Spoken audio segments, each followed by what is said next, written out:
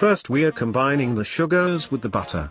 Above 160 degrees Celsius or 320 degrees Fahrenheit, sugar undergoes browning reactions, which gives the brown crust.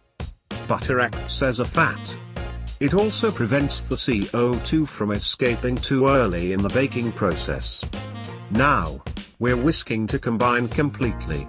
Next goes in vanilla. Vanilla helps to enhance the flavor of everything in the dough. 1 egg is added here, too. Egg acts as a binder. It helps to retain gas bubbles to make the cookies fluffy. Amino acids from egg react in the maillard reaction to give desserts the distinctive flavor. Whisk again to combine the egg and vanilla. Now for the dry ingredients. First is flour. Flour has high levels of starch and proteins, in form of gluten.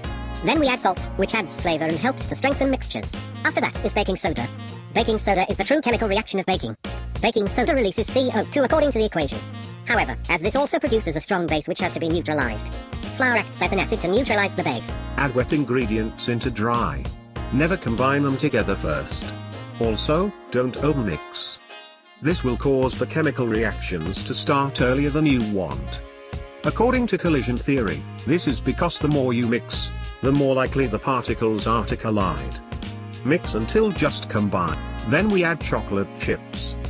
This has nothing to do with the chemistry of the cookies, but it adds to the taste. Thoroughly combine the chocolate chips into the dough. Spray your pan so the cookies don't stick.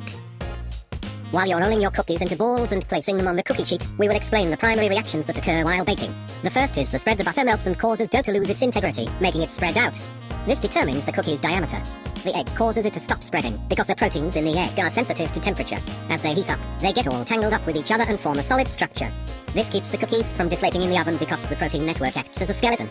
Once the cookies have spread, they start to rise, which is the second reaction. At 212 F, the water turns to vapor and tries to escape. The cookies rise as the steam pushes through the dough. Then, the baking powder or soda breaks down into CO2 and raises the cookies further. The gases leaving the cookie makes little holes that keep it light and fluffy.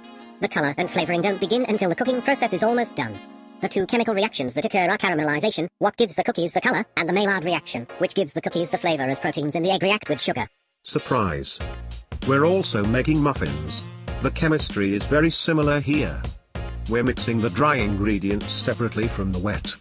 Starting with flour, we add sugar, baking powder, and salt. Baking powder is a mixture of baking soda and an acid, so it is easy to neutralize. For the wet ingredients, we start with milk, which is a fat source and helps to create a firm dough. We add oil, which does the same. Then, vanilla and an egg. Combine. Create a well in the dry ingredients for the wet. Pour in and combine. This batter will be more liquid than the cookie dough. Once well combined, add chocolate chips. Again, they just make it tasty. Spray the pan very well. Spoon batter into muffin tin, about 3/4 of the way full. Then it goes into the oven. The same three reactions that take place in the cookies take place here. After 20 minutes, the muffins are done. Make sure you really spray the pan well. Unlike we did.